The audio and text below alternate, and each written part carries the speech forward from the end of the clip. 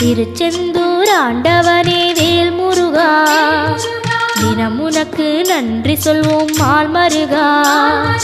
திருவடியில் தவம் இருப்போம் திருமுருகா, தீப்பெழுது நலமெனவே வடிவழகா.